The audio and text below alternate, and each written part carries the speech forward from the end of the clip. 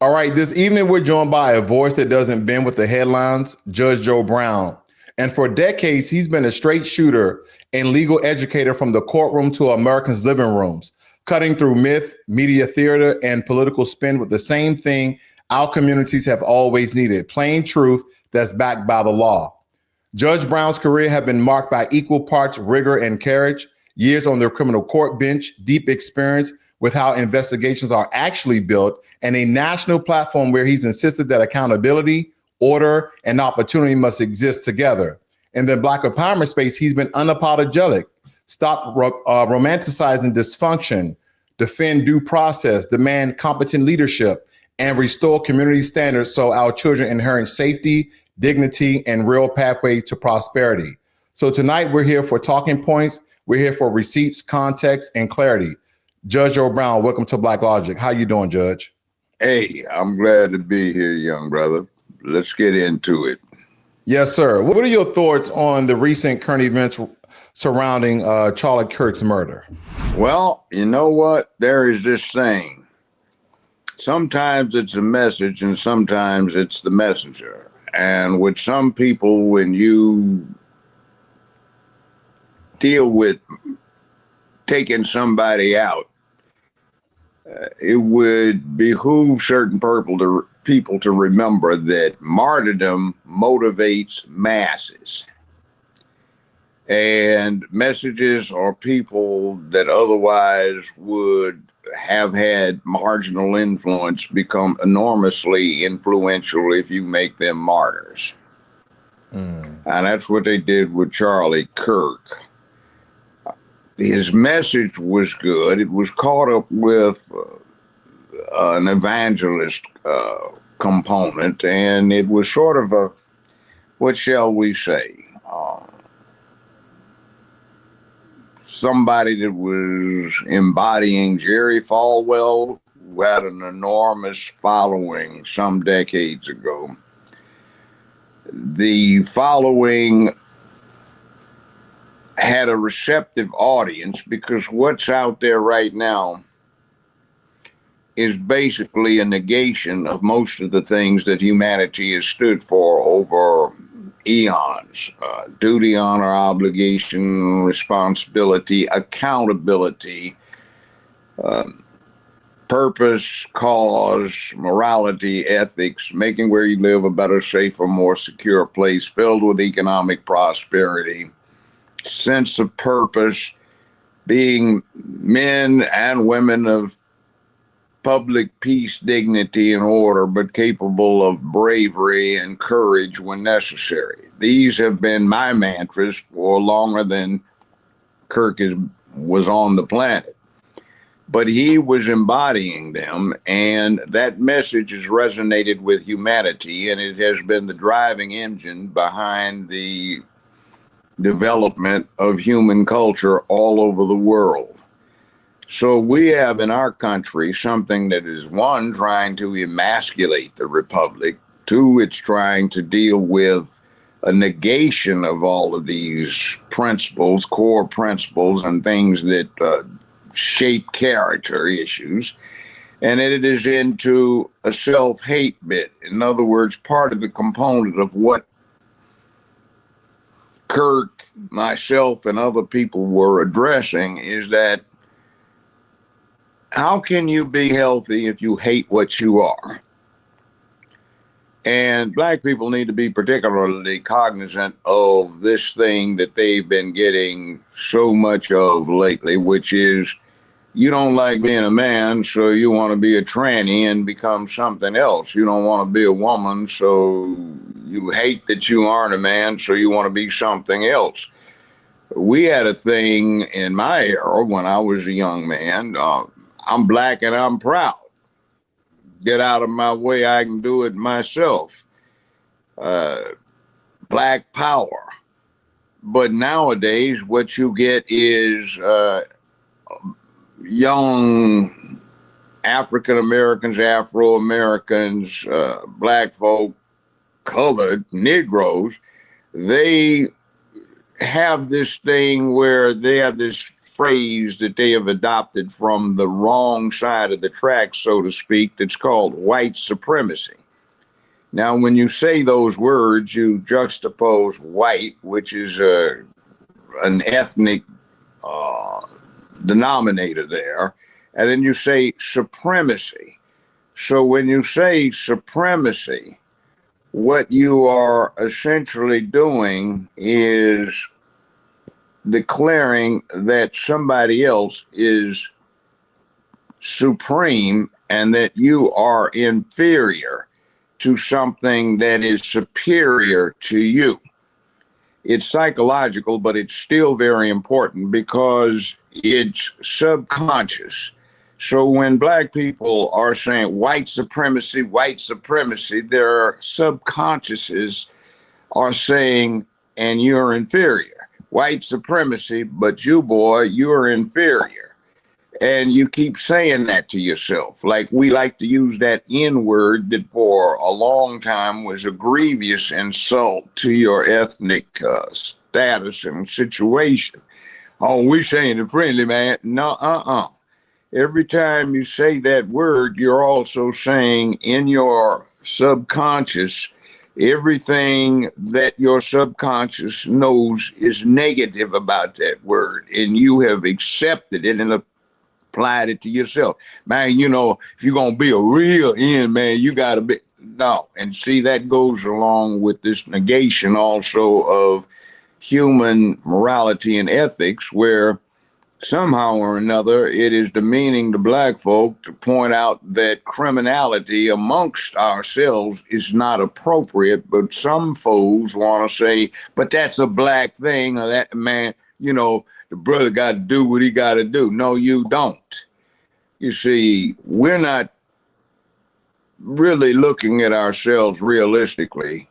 We are still acting like children or like domestic animals. I've got a puppy around here and a dog around here, the same kind. And they depend on me for the kibbles and bits, to take them out for a walk, to change their puppy pad, and to take care of their needs, take them to the vet. They don't have to pay anything out of pocket. That is very distressingly similar to the situation that a lot of Negroes want to be in a certain political party. The Democratic Party in a dependent has state been foisting on these Negroes, which is being dependent, feeling entitled to have somebody take care of your dependents. Now, my dogs and I have a compact. They're my dogs and I'm their master, and they depend on me to do my thing, and I get a boost from them wagging their tails, barking when somebody strange comes up, and generally serving as the household alarm system. So when you are a Black person who acts like a Negro and depends upon a system to feed you, clothe you, shelter you, to allow your community to go straight to hell because you don't think that it is your purpose to impose law and order where you live, where you start saying the imposition of law and order is somehow or another racist or an exemplar of white supremacy, with the innate implication that you're inferior because you cannot promote law and order where you live, and where your community is also an island of chaos. That's insulting. But a lot of people don't realize what they're buying into when they buy this kind of mythology that's being propagandized out there. And see, I studied propaganda intensively from somebody that used to run a certain large government's propaganda engine. And this has been way back when. And what winds up happening is when you get your target to start parroting the words, phrases, concepts, and ideation that you've been trying to put in their heads, then you know you're successful about it. So when you get a people that starts perceiving that they're helpless, that something is supreme over them, that they are inferior to, that they are entitled to care like they are a domestic animal on a farm or a ranch, that is not very good. and it results in something else that is absolutely tragic: suicidal ideation. So you can take a pistol, put it to your head, pop poison, slit your wrist, jump off of a building, hang yourself. That's direct suicide. You can also do drugs, and people say drugs have claimed another victim, and everybody goes, oh my God, what are we going to do? When the person that took themselves out knew it was killing them, and that's what they wanted to happen because they were suicidal, but they didn't have the nerve to do it directly. There's also suicide by cop. You hate yourself, so you put yourself in a situation where you provoke a cop to take you out. There's also suicide by neighbor, which is unrecognized. What you looking at, man? Man, I'm not looking at you, man. You call me a lie fool, I see you looking at me. Like, man, what's the problem, man? I'm on my way to my job. I ain't even got no J-O-D, fool. I don't care about that. You call me a lie, man. Look, and see, somebody's about to be killed because they hate themselves and they're provoking a moment that will maybe lead to their death. Man, don't move up on me like that, man. I do what I'm going to do, man. What you going to do, man? I'm warning you, don't move up on me like that. Well, what you, boom, boom, fool. Now you done made me shoot your dumb behind. And see, we've got another dead Negro and another exemplar of violence in our community. And a lot of people don't realize the dynamic that the victim provoked his own killing. Not always. And what sometimes happens is that the person who wants to die through suicide by community member or neighbor, what winds up happening is he carries out his provocation and he takes another person's life who did nothing to him except exist. So we've got a dialectic of disaster, of tragedy, of unfortunate circumstances that we glorify. Rap music, in terms of the form of the thing, is not new. It's rather old. It goes back to Louis Armstrong way back in the 1930s. It does. You get Gil Scott-Heron and the Jazz Messengers 50 some years ago, and he had some good stuff to say. You had a thing where you had DJs who did public events up in New York and Chicago, and they used to have contests to see who could rap, because rap, like in H. Rap Brown, was being able to talk, string words together, and have an extensive vocabulary that could communicate with your audience. And these contests became ego boosting things, where the rapper talked about how this, that, and the other he was, or the DJ who was rapping, and then it became a form. And unfortunately, it's embarrassing because although for the last 100 or so years, music forms last for about 6, 7, maybe 10 years, this has been going on for 45 years and it hasn't changed. It's gotten fouler, but the tactic has become old. It's like cowboy music and line dancing. It's like jazz. It's like blues. It's old and it's ancient. And you get people in places where everybody from 70 to 75 is familiar with the same music, can do the same dances in one form or another, or at least knows what they're looking at. And that is like pathetic, because for the last century, that did not happen until we got about 40 years ago, or 1980s, where we got solidly into the glorification of dysfunction in all aspects of society, because the communications industry, the entertainment industry, and the news industry got taken over by the same sick people who hate themselves and try to negate what they are and legitimize the concept of rejecting your essence for something that allows you to escape the communal obligations of your circumstances. In other words, if you are a man, you owe something to everybody else in your community about standing on the wall and protecting the village, or providing for it, giving guidance when it comes to morality and ethics. So What you What are can your escape thoughts? that. We have a thing where, go ahead. No, I was going to ask, what are your thoughts I'm listening. surrounding freedom of speech? I mean, in the current climate, I know you heard about Jimmy Kimmel.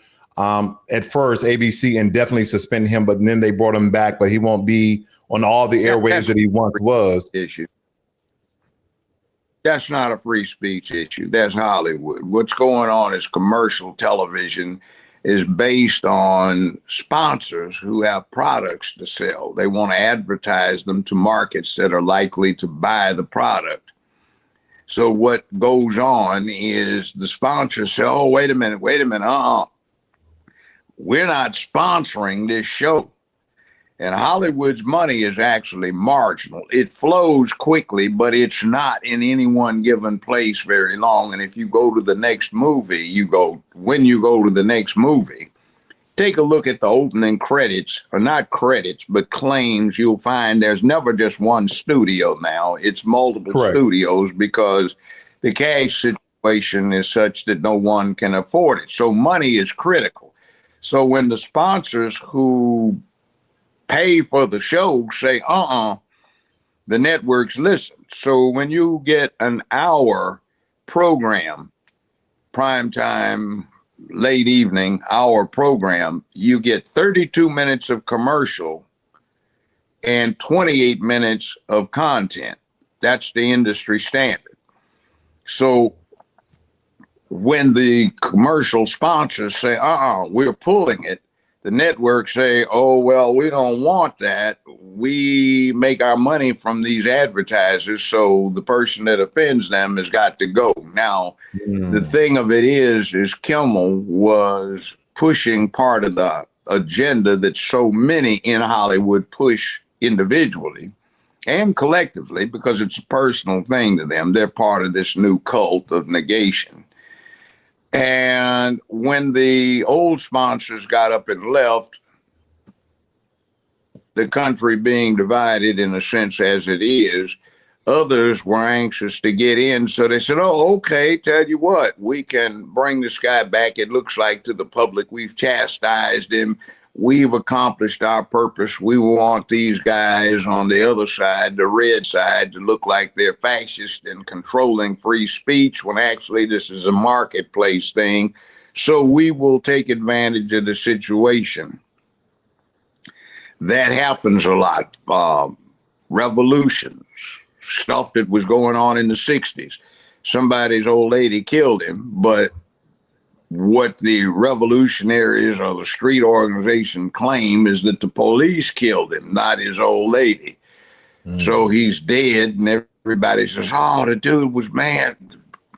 The pigs took him out, man, and you take advantage of situations. So that's the way stuff works, and the American public has been dumbed down so much and is so unsophisticated and naive that they believe in everything. They have conspiracy theories. There's always some billionaire, some individual that's doing everybody else in, and that's not quite how it works. If you go into a military barracks, Marine Corps, Army, or whatever it may be, you see about 40, 45 young men. Now, I don't know, maybe you have some girls, young women in there, but you have young people in those barracks, and that is a unit. You don't see a rich man in that unit with them. You get a company-sized assemblage of several of these 40-some man platoons, and you get 120, 150, 180 people. They're all young. You don't see a rich man in there. You get a battalion composed of several of these companies, and you've got several hundred young people and maybe some more mature people, a lot more with the sergeants and some of the higher rankers, majors that are running this organization, and it works on up. Now, maybe up somewhere you've got a very rich man who's got the ear of a political leader. But you have all of these young people. So these young people aren't being given a specific instruction by some billionaire to go do this, that, and the other. They're doing their thing based on the way they perceive reality and how dedicated they are or are not to the cause that they may or may not have. So those purposes are separate and apart from what happens with the folk who really have the power, money, and influence. And what they do is they rely upon what the atmosphere is, and they manipulate that to their own purposes. They go out and they tell Negroes, for example, that they're dependent, neglected, they're helpless, they're inferior because somebody's supreme to them. And the only way you're going to get this is to let these good people that I support over here take care of you, which they will do, but you have to get them back in position, and they're poisoning you because they have addicted you to ineptitude, sloth, deficiencies, lack of work ethic, lack of morality, lack of ethics and purpose.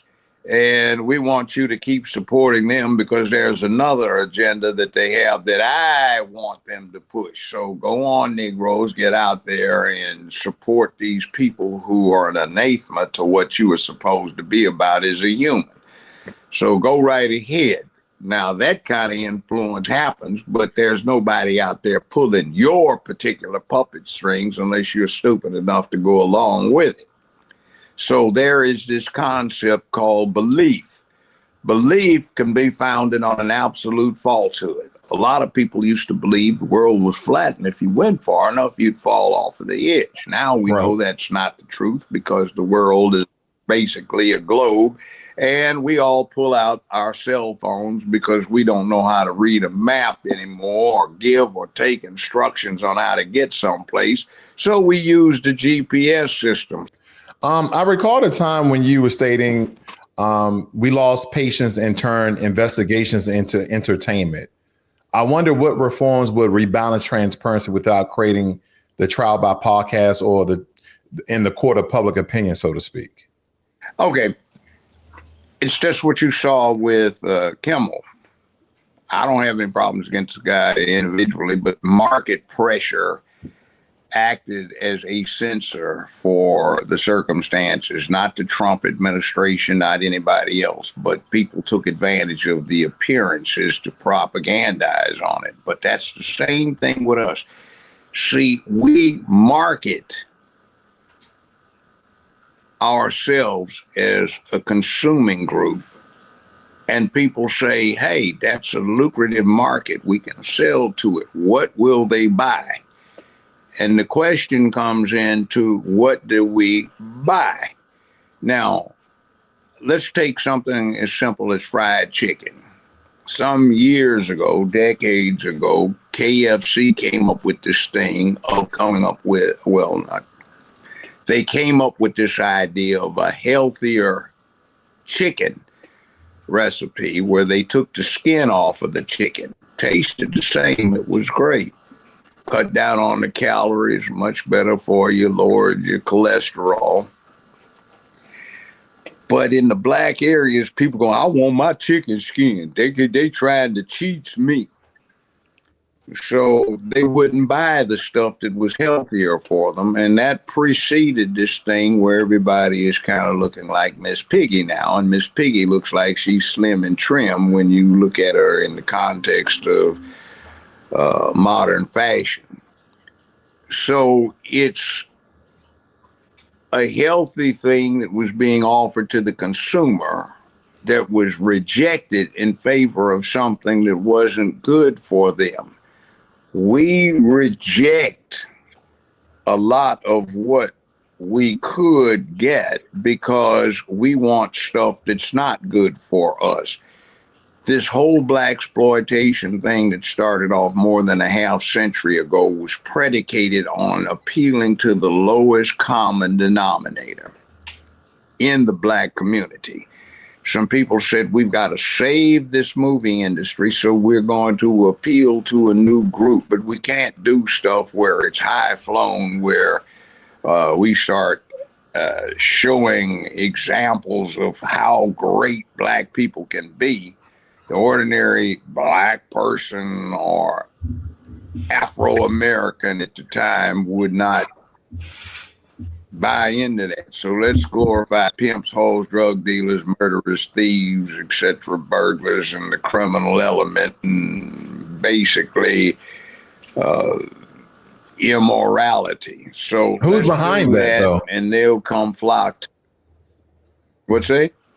I was asking who's behind the depiction of. Well, this is how it developed. Color television had screens that looked like my posters back here, the center. They're about this big around, and they were round. And then in the late 1960s, they started getting square and as big as black and white TVs. That was killing the Hollywood movie industry. In 1967, 68, you could, as an adult, go to a movie theater for 25 cents, 50 cents, and you'd get 2 movies, 2 or 3 cartoons, a special newsreel. You could walk in anytime you wanted, see what was played, see the next movie, sit through what you missed, or just stay there all night long if you didn't have anything else to do. Popcorn was a nickel. All right. And every Thursday and Sunday, they changed movies. So the studios had to produce a lot of movies. And they were going broke in competition with color television. So some young folk came in with this idea, instead of charging a quarter or 50 cents for the movie, let's charge $1.25 or $1.50, which is like $40 now. The way we looked at it then, and we will play it as long as people will come to it, so we can maximize our take out of it. Now, the younger crowd that got into Hollywood was saying, look, there is this untapped black audience, these Afro-American folk, let's go get them. Well, what are we going to show them? So they would have something of a debate, which I got the tail end of years later when I heard some of the people recalling the debate. And it was, let's not deal with the high-flown stuff. Let's go to the low common denominator. So they started setting up blaxploitation movies. Now, who was promoting this? Well, at the same time, the NAM was going on. 67, 68 resulted in the Tet Offensive. King got assassinated. Kennedy got assassinated. All kinds of things were going off. George Wallace wound up getting shot, et cetera, et cetera, et cetera. There was great disenchantment with the American system amongst the youth. All right. You had the following groups out there all over the country that were man haters. You had the feminists who hated that they were not men who were in on this. You had certain lesbians who just hated men in general. You had the beta boys that hated that they were not strong men. You had some of the gay boys that hated that they were men.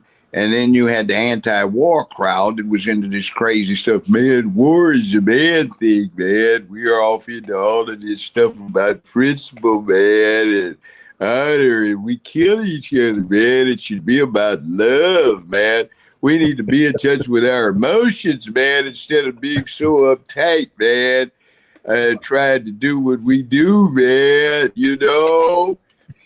And let's get high, man. Turn on, tune in, man. Drop out, yeah. Just like you see in the old Cheech and Chong movies. That was real for the time. So you got this man-hating thing that got itself in a coalition that really got built on the shoulders of the anti-war movement. So when you put them together with what Hollywood was doing in terms of their agendas that they were pushing, and so much that you need to understand that the mob used to run Hollywood and they had unwritten rules, but they were ironclad. But when the mob bailed about 1960 because of the attention that was coming on to them because Hoover, J. Edgar, had been proven to be lying when he said this organization did not exist. And then they busted a bunch of them in upstate New York at a meeting, et cetera, et cetera. And then the commie scare thing was going on, so they were investigating Hollywood. Well, that organization bailed, and they left an organizational vacuum because there were no rules and certain people were able to exploit them. So you put this package together where the same entities who were anti-masculine wound up taking control of the communications industry, the entertainment industry, and the news industry. And they found that they could control the music. Like there was a guy named Norby Walters. He was a character. He was a gangster. And he supposedly, back in the late 60s, had Berry Gordy of Motown pistol whipped. So he started taking 15% off of the top. And we heard that rumor in the streets. And lo and behold, years later, I actually had a conversation with the man in question, and he verified it. So you started getting the music industry corrupted into something that was making money and relying upon what was Hollywood to produce a counterpart, a point rather. Masculinity was being de-emphasized and blasphemed all through the Western world. So young males, white, black, brown, red, yellow, whether they were in Tokyo, Berlin, Moscow, Rome, Pretoria, the U.S., Australia, they wanted and craved masculinity. So rap fit right into it because it looked all so overt. You saw the dude rapping and he was bragging about moving his grams and his cigars and shrimps and all this other dysfunctional nonsense. And they had a bunch of half-naked women dancing on stage, which looked like a fantasy, but actually was kind of sick because that's what his mama, grandmama, and favorite aunts all looked like during July when they were trying to get laid, because there was this welfare thing that says have all the babies you want, they will be taken care of. So the enterprising female decided to say, oh, we're being empowered. We don't need these men. Get them out of the way. Just let them be baby daddies and be studs. So we can have 7, 8, 9, 10 babies and send them off to the grandmamas who will take care of them because they're feeling guilty about not raising their boys or girls right. And we can pocket the check. So that set up a counterpoint for massive glorification of dysfunction in this country and around the world. I was in Australia, and my date and I, the only black folk in this hotel that Rupert Murdoch had bought 28 stories. He was going to tear it down, but he had it as party central for his guest.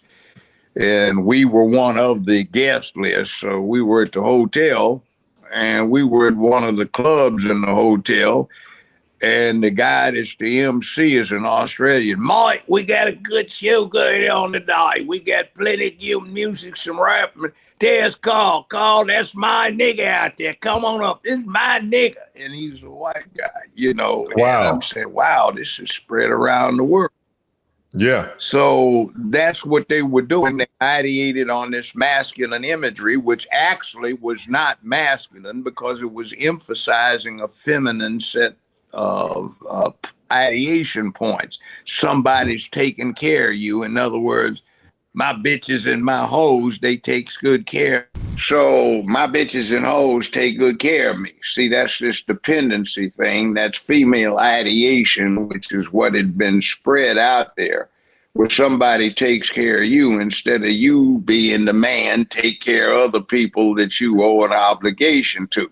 You know, I ain't got to deal with this. It's a black thing. You know, you just do your crimes, man. You know, like don't take too many penitentiary chances, man. But, you know, you ain't a man if you ain't done your time, man.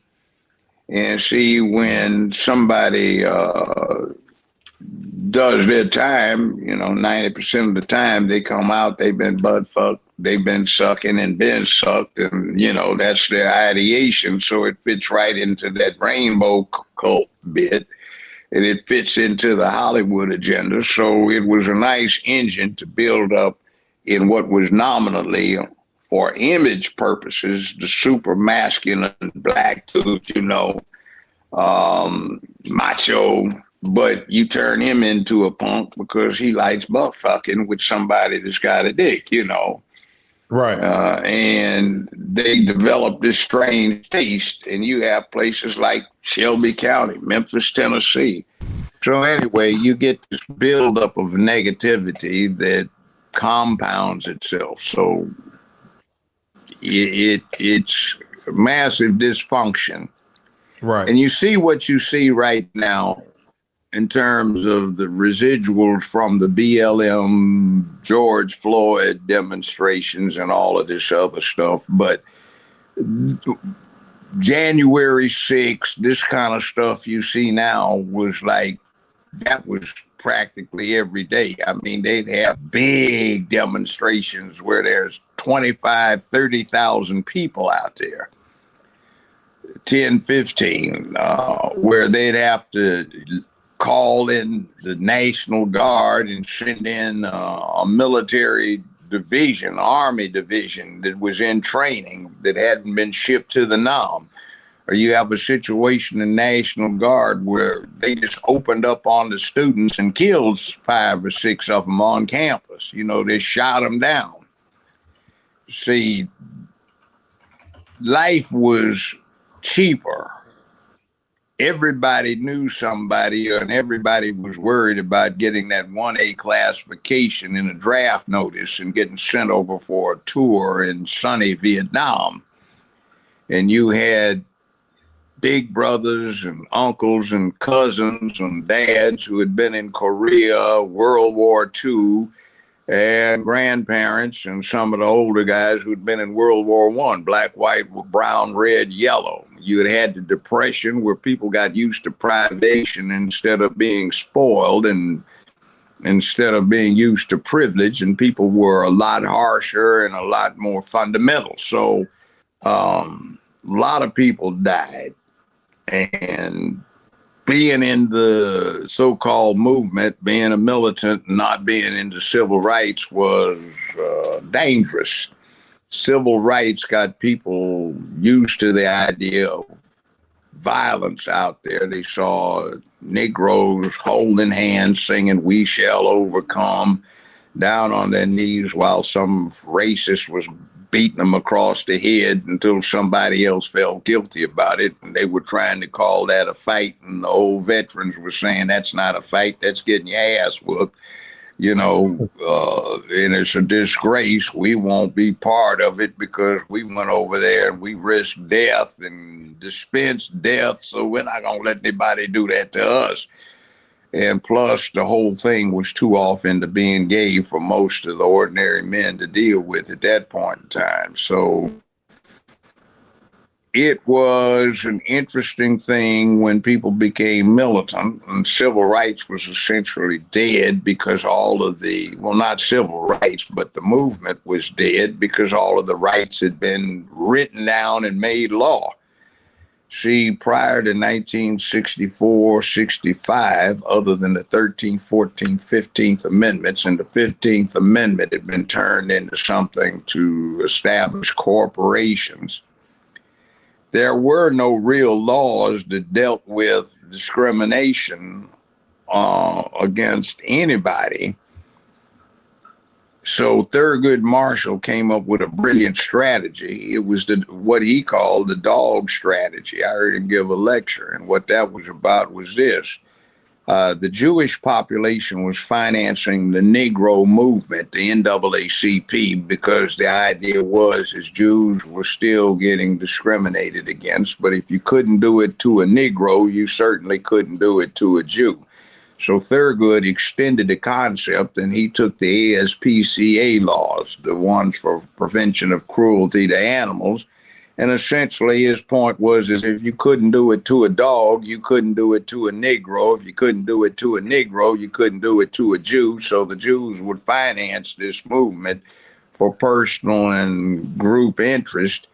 And black folk could be creative in expanding the reach of the law. And then in 1954, you got Brown v. Board of Education that said, old Plessy v. Ferguson, separate but equal, cannot be. So it was what it was. And then you had Orville Faubus down here, right down the road from me in Little Rock, Arkansas. He said, long as I'm governor of the state of Arkansas, there will be no niggers that set foot inside of Little Rock High School except as janitors and maids. And that's going to be what's going to be the reality. So Eisenhower sent the military down there. And by the way, that's a precedent that some folk in the blue cities forget about. When you say you're going to disobey federal law, then the president, being the chief executive, says we cannot allow America to go to hell and become an island, a big island of lawlessness, piece by piece. So if the locals can't stop it, the county can't stop it, the state can't stop it, the feds will stop it. And if we need to, we'll send in the army, which is what they do and have been doing for a long, long time. So that's where we are right now. We've got all of these precedents out there. We've got a set of circumstances that lead to public civil disorder. But in the scheme of things, it's nowhere as bad as it was in the 60s, and certainly not as bad as it was in the 19 teens and 20s.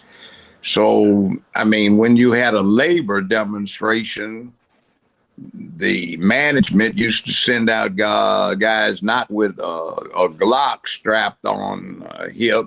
They sent them out with Thompson submachine guns and 12-gauge riot guns to put down the disturbance. The Army showed up, National Guard showed up, the unions showed up, and the mob might be backing the unions and might be backing the employers. So, it was a real nasty situation. You had prohibition, and you got a lot of organized crime things set up, and they got well financed and got huge bank accounts, and they started putting their money in mainstream banks, some of which are very big to this day because of that. You got families set up in politics like the Kennedys. Joe Kennedy was a gangster in Boston who is allegedly the person that did the hits for Al Capone. Wow. And if you watch Road to Perdition with Tom Hanks, the character he worked for was based on Joe Kennedy. If you watch Liam Neeson in Marlowe, which was a very interesting detective thing based on a bunch of books. The villains in there were interesting. You had Alfred Hitchcock mentioned by name, and you had the American ambassador to England, who was the organized crime figure behind the racket that he had exposed.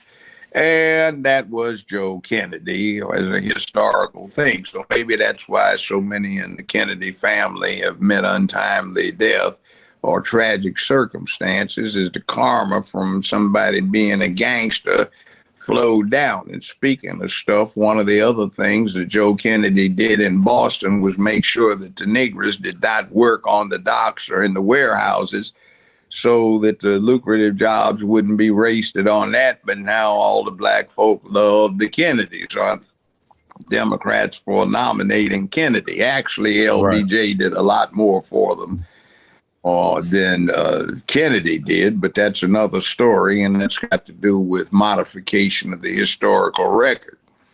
So you mind if I change course really quickly? Go right ahead. I want to know your thoughts of what's in the Epstein files, which you may believe, and why hasn't it been fully released yet? Don't know, don't care, but I have suspicions. See, Epstein's file is a distraction from something we ought to be paying more attention to. Okay. What's likely to be going on with Epstein is simply this. Humans have a huge sex drive. And all throughout history, from Cleopatra being rolled up naked in a carpet and carried by a slave to be dropped at Caesar's feet, all the way up to Mata Hari in World War I, you've had the intelligence network rely upon the human sex drive to acquire information. So when you have Epstein, I imagine what you have is somebody attempting to do two things. One, acquire the typical intelligence industry type information, and two, deal with the Hollywood entertainment communications industry leverage by getting blackmail information on people and also relying on somebody's personal freak. That's what you got with Diddy. What Diddy was doing is essentially he was running the pimp game, or what you see in the porn industry, under a set of statutes, the Mann Act, that were created to get Jack Johnson, the first black world heavyweight champion from before World War I, who had a white wife and was causing the white community a lot of grief by running around with a group of white women all over the country. So the FBI was created to come up with the Mann Act and get Jack Johnson. So they did, and he wound up doing 1 year, and he escaped, and he wound up doing several times more time because he escaped and he got for the sentence. So you've got all this mess on Diddy with what essentially is a 1 year, 1.5 year case that they treated like it was a major felony. And it relied upon the dynamic now, feminism pushing what they do. And it also illustrates another point, by the way. I understand the position of the ladies, and it's not right to do it, but the statute of limitations on a homicide to bring a civil action is between 1 and 2 years all across America. One of your loved ones is wrongfully killed, and whether or not there is a criminal charge brought to bring a civil charge and get damages, you have 1 or 2 years. But for a booty pinch or a titty squeeze, you got 35, 50 years worth of statute of limitations, because the feminist movement has said that's more critical and important than killing somebody. Wow. So it gets a little warped when you start dealing with what we used to call boutique criminality. In other words, the latest fashion in crime, either commission or prosecution. And by the way, the whole thing with the criminal bit is no longer about crime and what the criminal justice system is supposed to be doing relative to that. The criminal justice system is morphed into a labor control device. When you have a glut in a labor market, it's the same as having a glut in a commodity market. So the responses are the same. There are 3. You store the surplus, cut back production, and subsidize the would-be producer. We store the surplus in a jail cell instead of a grain silo. The subsidy is a welfare check or the Section 8 situation. It becomes permanent rather than temporary. And cutting back a production is where rap, some other stuff comes in, where you put the wrong kind of ideation in the young male's head. So instead of being a productive, brave, and courageous person, he becomes dependent, perceives himself to be entitled to this dependency. He does not develop a vocational skill, educational or academic acumen. He develops the wrong way of carrying himself. He bangs out, drugs out, drops out. The young girls get knocked up too early, too often. Where they live become hellholes and cesspools, islands of dysfunction. So the people that live there cannot effectively engage in the political process for collective self-help, and it's a hell of a mess, and ordinary Americans are more worried about getting ripped off walking to their carports than they are about the defective economic policy delivered by the people that they elect, who have other agendas, which is to push this ideology And they don't want people locked up for their free labor. They want them locked up to prevent them from laboring. And the labor that they give them is simply idle minds mischief makes. So you give them something to do, make license plates or make blue jeans, and that keeps them out of mischief. You don't want to rehab them because if they get rehab, they glut the labor market. You are supposedly bringing in cheap labor by having illegal immigrants in, but the real deal comes out if you read Article 1 to the Constitution. Every 10 years, there's a census, the primary purpose of which is to apportion representatives in the House of Representatives in Washington, D.C., that is in Congress. So that's why there is this big thing developing about why is the last census for 2020 the first one in a century where they did not ask whether or not you were a citizen. Why? It's not like some people talk about they want illegals to come in and vote. Hell no, they don't want you to vote. They want you to be counted and not able to vote. So what winds up happening is California, New York, New Jersey, Illinois, and Michigan don't lose congressmen, but keep them and maybe gain one or two. And the people that make that count go up can't vote, but the same old people get to vote. It's like what you get with also Section 1, Section 8. The Constitution never said black folk were 3/5 of a human. It just says for purposes of apportioning representation in the House of Representatives, 3/5 of all those held in involuntary servitude or slavery shall be counted toward that number. So what you have is illegals brought in who can't vote in their entirety. They're counted toward that number. Now, there's another caveat to that that is a fallback alternative. Had Iryna Harris won and gotten in with Waltz, the president, being the chief executive officer and chief diplomatic officer for the United States by the Constitution, would have had the authority to have declared the people that came in illegally to be politically refugees and to grant them asylum. She could have set a retroactive date, which would have been probably coincidental with her taking office in January 2020.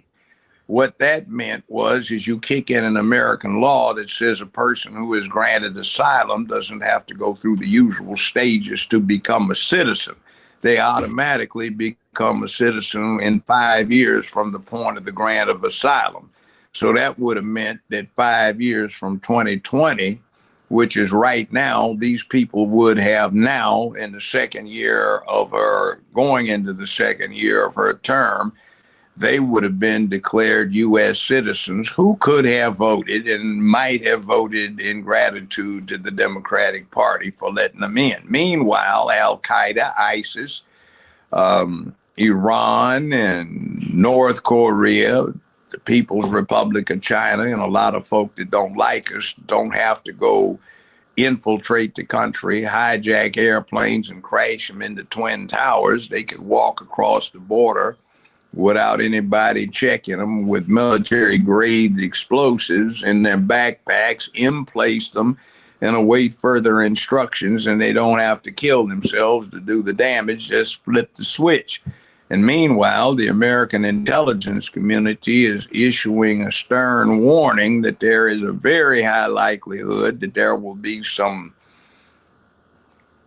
terrorist activity on a multi-state basis that will put 911 to shame. It's already in place, and there's very little we can do about it except try to put ourselves in a position to pick the pieces up. So I think it is rank stupidity to violate the sanctity of the American borders and letting these folk that want to kill us and are angry as the devil because they don't have B-52s, B-1s, or B-2 strategic bombers to go blast them all the way over, 16 hours away from the United States, who launches B-2s from Montana. Right. So it's stuck on stupid dumb, and it's typical of idiots who have an ideology that does not require them to think through things. And that's where we are in terms of our overall perspective. But trust me, right now, what you see going on is pale in comparison to what happened with the 60s. And when I studied what happened back in the 20s and teens, it was a lot worse than that. And then talking to my grandfather, who was a grown man when it was going on, what was happening in terms of the violence in the South of the United States in the 1870s and 1880s is awful. My grandfather on my mother's side, he was born before the Civil War.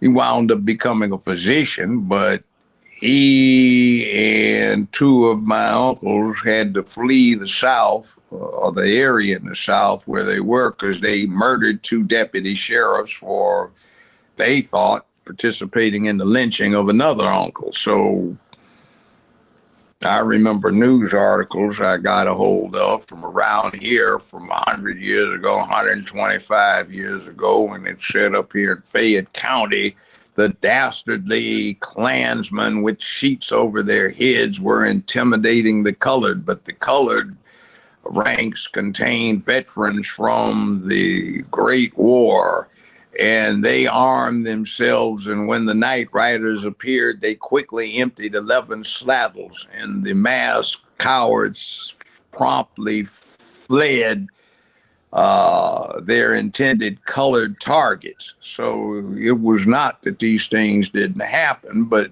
we just focus on victimhood, like Tulsa, Oklahoma, Black Wall Street. That's a damn shame, because simultaneously with that, there were incidents in, I think, 122 other places in America between 1918 and the early 1920s, where Are you talking about the Red Summer of 1919? The summer of the Red Summer of 1919. Yeah. Yeah, but you see, the interesting thing is the biggest one was in Washington, D.C. It lasted most of a business week, and they had to send in the cavalry to break it up. But there was a Black veterans convention, and these guys who had just gotten back from the trenches in France, they got some guns that some Black Pullman car porters had smuggled in from Baltimore, got on the roof, started sniping at the people that were trying to lynch colored folk. And interestingly enough, more white people died than Black people did. But you see, we don't talk about that. We talk about Tulsa. And the interesting thing about Tulsa is not one item of Black property got burnt or destroyed, because the Blacks didn't have any real property ownership. Everything was leased from the Native Americans. So it's a thing in Tulsa that they focus on, but it's the wrong place to focus on, because there's too much wrong with the situation. It's not a place where blacks own real property, owned the property rights to the lands where the banks were located, owned the the property rights to the buildings where the banks were located and the industry was located. They were leasing all of that. And they should arm themselves a little bit more, like they did in other places in the country, or the Black veterans did in D.C. So the message from that is in America, nobody gets anything for being passive. You have to stand up and be willing to die for it. And we died for suicidal purposes, but not for purposes of achieving, demanding, or securing the rights and prerogatives that go with being free. We depend on somebody to give it to us because they owe it to us, rather than get the hell out of my way, I'm taking it. That's the American way. And that's how we approach politics. Like good massa, we'll get the kibbles and bits open for us, so let's go vote for them, rather than voting for somebody that's saying you're addicted to that poisonous situation, so get over it. I'm going to make you cold turkey the stuff, so you will have to do what other men and women around the world do if they aren't in a totalitarian situation. they have to depend on themselves. You need to be able to as well.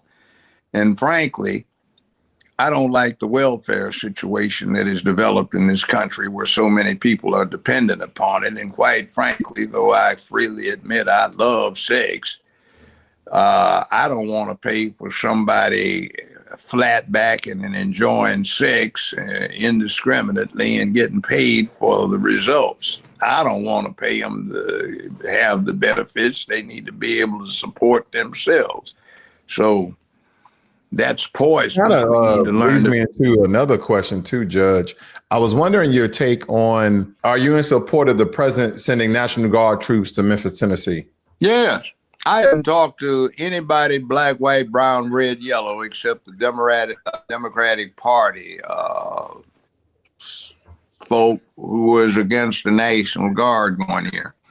Men are tired of worrying about their wives, girlfriends, mothers, grandmothers, aunts, secretaries, and friends who are female being kidnapped and raped, being held up at a gas station while pumping gas. They're worried about that too. They're sick of getting their homes burglarized, coming back after going to dinner and finding the windows in their cars are broken out and somebody's burglarized the cars. There are no clubs to go to because so many of them have closed down due to crime. The streets are vacant at night. Restaurants are closing up. Businesses are leaving, and it's becoming a ghost town. So people don't like that. They see a lot of money being spent. Yes, I do. Okay. And it is the most violent city in America by every metric. And it's the 10th most violent city in the in the whole world, 10th most violent in the whole world, and the most violent in the United States. And the local yokels are talking about all we need is money. Well, yeah, and most of the people on the street say, well, if you give them more money, it's just more for them to embezzle, misappropriate, or outright steal. So when you're saying I run this city, and you can't even keep law and order, and the nickname for the chief, a female black woman, is Do Nothing Davis. The mayor's name is Paul Young, but his nickname is Urkel Young, after the sitcom character. And the city council is known as the Clown Council. Board of Education, I mean, it's just pathetic what's going on here. And there's a Democratic attorney general who never really got into practicing criminal law. He was a law professor. So you've got a bunch of incompetent individuals who were just shown up for their ineptitude and incompetence by the fact that the guards here, and as we went over, we've got the long precedent all the way back to the red 1919s when the Army or the National Guard was sent in to restore order that the locals couldn't maintain. You have Eisenhower sending in the military to Little Rock because the governor of that state said that they weren't going to comply with the law. You've got the same situation in Memphis. You've got complete lawlessness here. So if the chief of police can't handle it, the sheriff is supposed to. If the sheriff can't, then the state's supposed to. And the state governor, Bill Lee, is asked for the assistance. So when the governor and the feds say, okay, this is part of the United States, we can't have this island of this absolute lawlessness, we'll come in and set it up because it is part of the United States of America. And that's why you have the National Guard here, and damn everybody I've talked to is in favor of it, except for the folk who are loyal to the Democratic Party, and that's kind of few. Why didn't the governor deploy the troops? Why didn't the governor deploy the troops, and why is he waiting for the president? Well, he wants to take the onus off of him, and he's a lame duck. He's termed out. This is his last year. Okay. So they've got a sitting United States senator who is of the same party who's running for governor. And that woman will probably get elected next year, or at least have a good shot at being the governor, and she's in support of doing the same thing. I've been proposing a situation where, using Tennessee law and the fact that this is a constitutional carry state where you don't even need a permit to carry, that the people organize in this area into a community militia, which the governor can totally legitimate by making it an adjunct of the National Guard, which is permissible. So you get the community involved in protecting itself so they don't feel helpless and don't get too frustrated. You organize the community, provide communications access between the police and the citizenry so that it does not look like an occupation army is coming in, but it's part of the process of the community keeping itself peaceable. So you get law enforcement teaching folk how to shoot and the laws relative to carrying, which is a good thing. And if you make them a militia unit, which is incorporated as an adjunct of the National Guard, then the far left has nothing they can open their mouth about, because, yeah, that's the militia, you know. Hey, what? Shut up and go get out the way. People need to be able to protect themselves and not listen to you press fascist orthodoxy in terms of saying you need to be disarmed and helpless, but we, big tranny sister, will take care of you, you know. That kind of thing is not. I do want to touch on that. Republic. I know you're a gun advocate. I have guns myself, but a lot of crime in America derived from gun violence in some sort of aspect. And we've been having issues around guns in America for a very long time. And what are your thoughts on more restrictive gun laws, or should even regular day citizens even have guns? It's like, the analogy is the freeways. We have commerce that's automotive. It absolutely depends upon our highway and freeway system. 55, 65, 75 miles an hour. The possibility of mutilation or death is enormously high. That is deemed acceptable collateral damage to the convenience of having transportation that allows the nation to deal with each other with commercial intercourse and to travel. The fact that there are sometimes fatal consequences from possession of firearms is acceptable collateral damage to being free. Actually, the death toll from firearms is much, much, much, much, much less than it is from automotive accidents. And here is the situation we have. When the country was founded as a nation, 1789, with the ratification of the Constitution, there was simply no such thing as police. They hadn't been invented. The police were invented in England. Their modern descendants we call Scotland Yard, started by Sir Robert Peel, Bobby Peel, which is why the English call cops bobbies, and they used to be called peelers. The first police were imported as an idea in the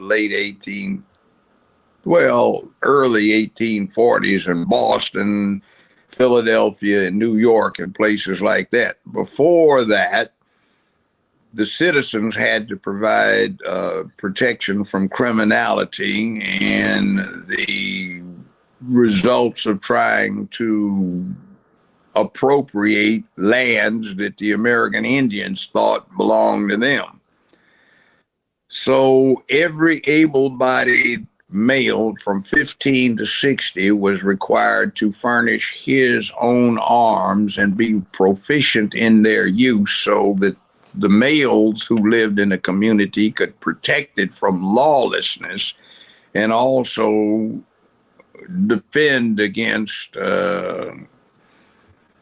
enemies that they had created with the Native American population. So if you needed law enforcement, the sheriff would deputize a posse to take care of the thing, but the posse was expected to be armed and proficient in their arms. So the other purpose besides that is as a deterrent to totalitarianism. See, here's what you have. You have state and you have federal governments.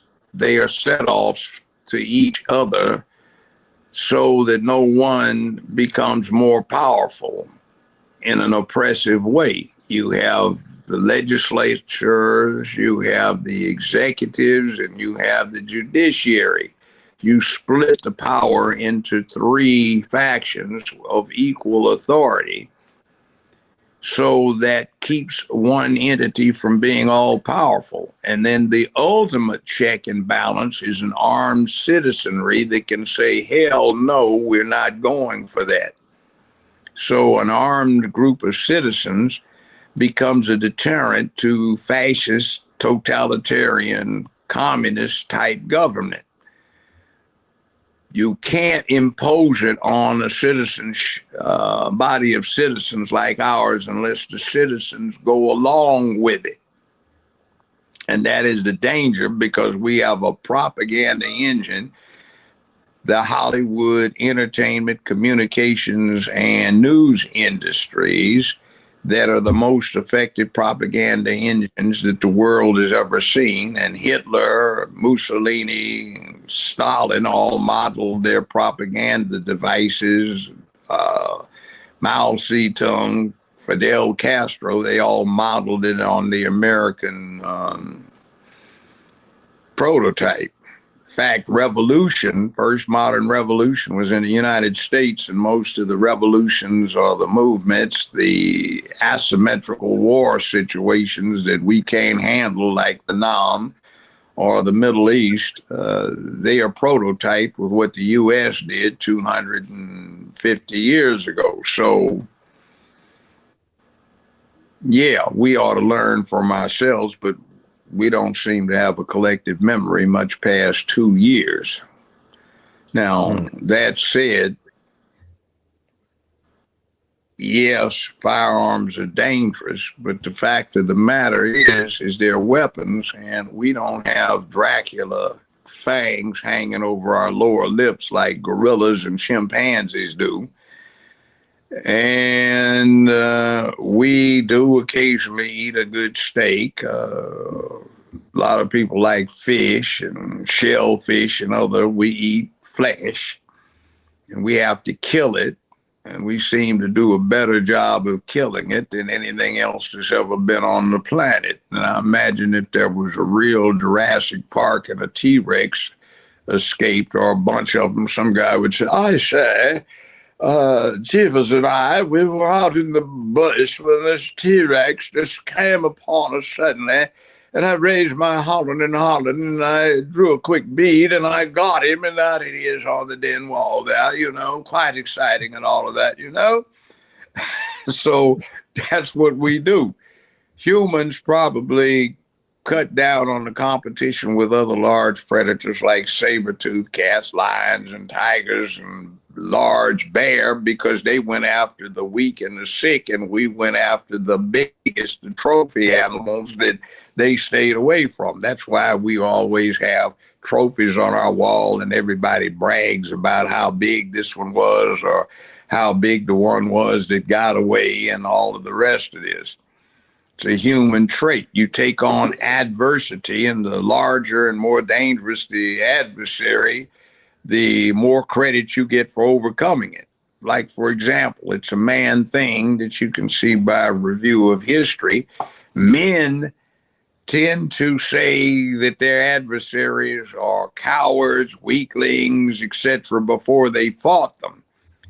And if they fight them and they win, then all of a sudden we conquered these great heroes.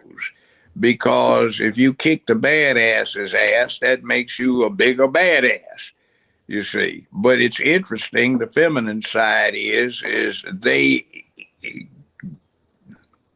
heightened the perception of danger. Oh my God, it's so threatening, so dangerous.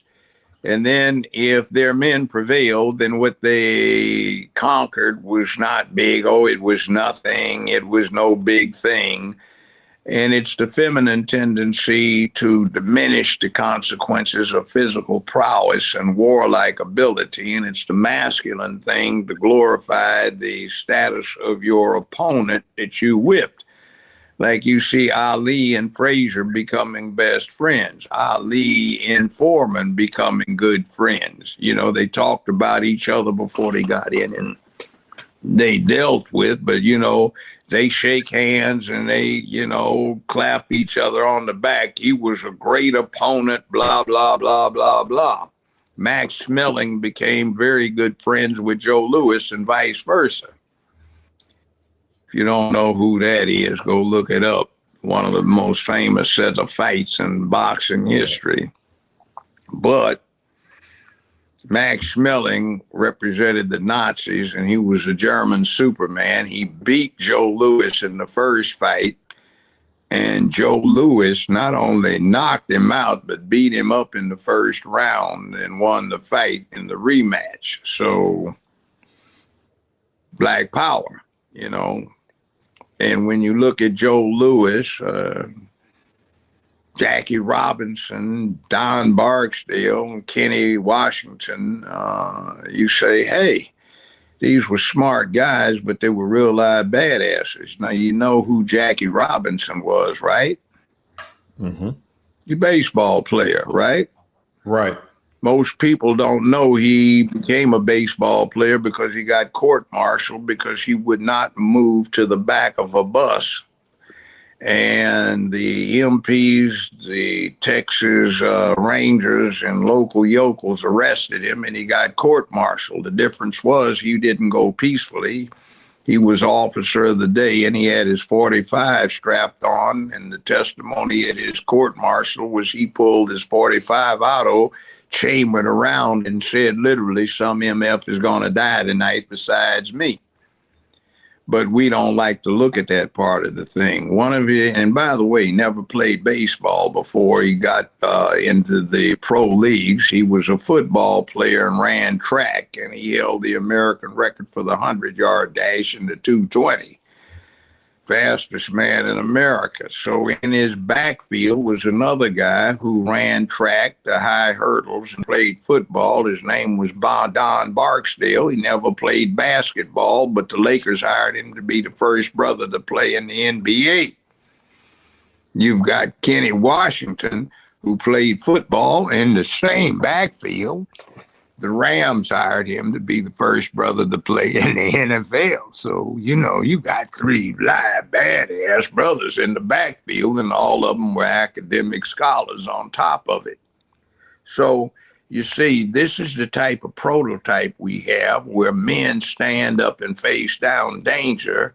They are the best of the best when it comes to what they put their minds to. They don't half-step. They don't whine. They don't give excuses. They don't say what somebody owes. They take it.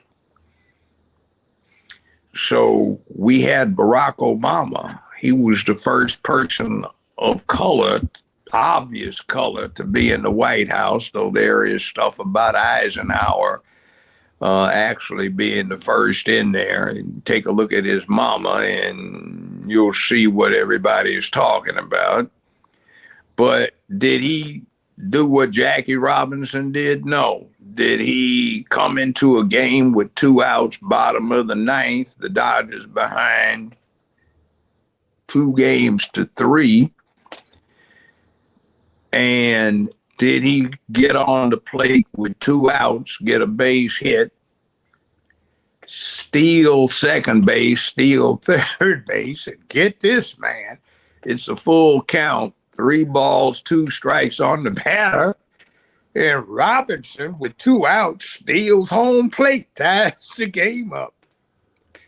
Dodgers win it in 6 more innings. And you don't have that kind of stuff anymore. And I remember my old man and his friends were standing around there, 3 cars parked back in the day where you had 6 volts on the cars. batteries, and you couldn't play through a whole baseball game without having to start the car up and recharge the battery. And everybody was listening to that game. We were proud of that brother for doing what he did. And here we have somebody, president of the United States, and that punk ass comes up there and he does not do a damn thing for his people. It is a goddamn shame. And I think it is disgraceful. And then we had a fake negress who got up there, and I mean, she was a great exemplar for an American way. Anybody can inspire to be president of the United States, including a good, well-practiced hoe. So did we have anybody that was generationally black in the mix? No, we didn't. And we still haven't.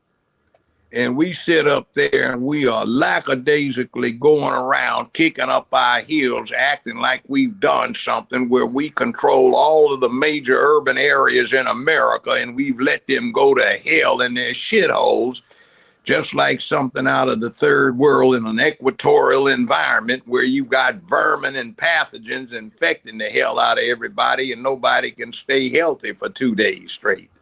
See, that's what the hell we have as our legacy.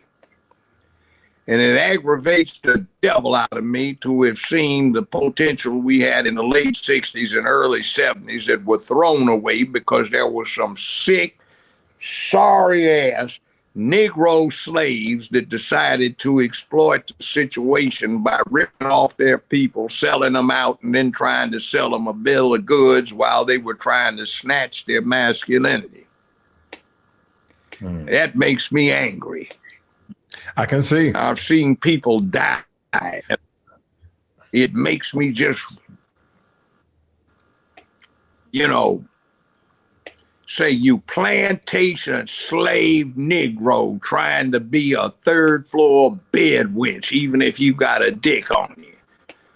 And I look at the people that supposedly represent our ethnicity are just embarrassing the devil out of it. We don't need the National Guard. Just give us more money. We don't care if all of the people are getting killed by their own people, and we're too scared of the population that we supposedly represent to go out there and interact with them. It's a shame. And it's a disgrace.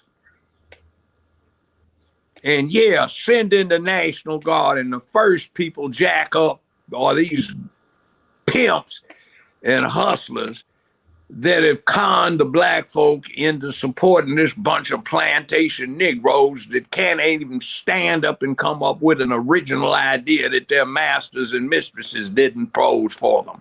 And they are into the 7B routine of success. You know what the 7 B's are? 1, unbelt. That's a B. 2, drop breeches. That's 3, drop boxers.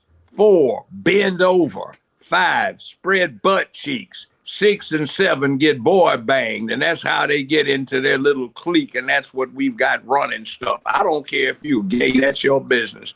But trying to sit there and force this mess, this rainbow cult of negation, I can't do, I'm too helpless, somebody's supposed to do for me is absolutely embarrassing and ridiculous. Like Malcolm X said, to know your people is sometimes to be embarrassed by them. That's true. Well, Judge, thank you for this fiery interview. I do appreciate all your insight, all your knowledge, your wisdom. I do appreciate it. And make sure you guys check out his barbecue sauce that he's selling on Amazon. I've had it before. Very delicious. You have any last words, Judge O'Brown? Man up, damn it, and do what you're supposed to do and quit being weak. Spend all this time practicing your free throws. Start working on your mind. And by the way, sit on the other side of the kitchen table with your children, because there's no white supremacist male sitting on the other side telling them they can't do the homework. It is nothing to be proud of to be a stupid, ignorant fool. if you look at history, all of the great warriors and people who have been the heroes have also been brainy, intelligent, and learned. You hear about Alexander the Great. He conquers the known world. His mentor and his tutor was Aristotle, that great philosopher. Yeah, he gay, but he wasn't one of these little sissified gay folk. He manned up and did what he had to do, and that's what counts. Man up and do your duty to yourself, your people, and to your communities, and it'll be okay. I can't agree with you more, Judge. Thank you so much. You guys have a great and wonderful evening.